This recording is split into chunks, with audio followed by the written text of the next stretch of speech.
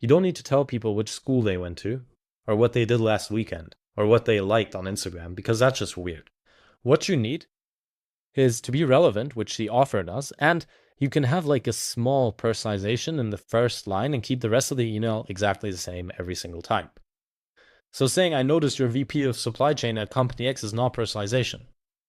All right, you just found the job title on Apollo, and that's about all you did. Okay? Literally everyone gets this email. What you can use as triggers is something that happened recently that made the pain worse. Okay? And everything after that, first line is the same for the whole segment. So that's why we scale. And by the way, don't invent stuff or become cringe about it. If you don't have a fact for an account that you're emailing, then just send the segment like the plain version without the personalization. Trust me, relevance does 99% of the heavy lifting here. This is just additional stuff. You don't need this. This is optional, okay? But saying something wrong or weird will cost you the entire account. So it's better to just leave it out. So for example, saw the city distribution center came online in this month. And then rest of the email. Most networks add a node and keep booking freight side by side, right? So you tie the fact to the pain.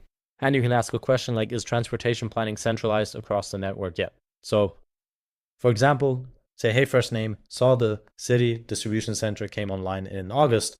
Most networks add a node and keep booking freight side by side. Is transportation planning centralized across the network yet? Boom. Some other ones, they are hiring. So you can scrape people that are actively hiring. Hey, first name, so you're hiring for a director of transportation. Most routing guides we look at were built on lanes from 2 years ago. Is the gap the seat or the guide underneath it? I change this question a bit to make it more easy to understand, and because this doesn't really need much, but it's good. And you can like scrape LinkedIn jobs, Indeed, stuff like that. If their import volume jumped, right, you can get this from US Customs and Bill of Lading data. Hey, first name, your container volume out of Vietnam looks up about a third this year.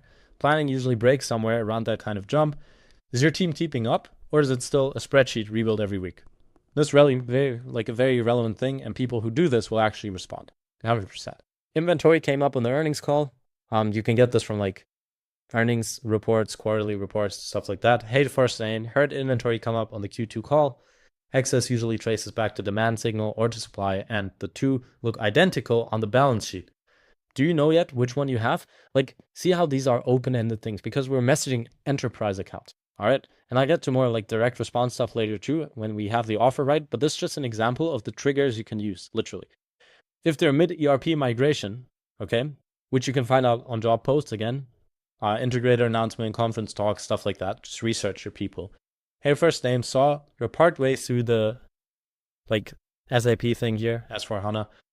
Most teams finish and find planning still living in spreadsheets next to the new system.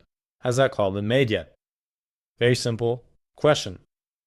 Or you have like a port event hit that hit them, can find this on FDA, USDA notices. And just say, hey, first name, saw the West Coast backlog called a few of your lanes last month. Most networks find out at the dock, which is weeks too late to reroute. How early did you know? All right. These are triggers, so these will work well because this literally just happened, and then you ask them a question about it.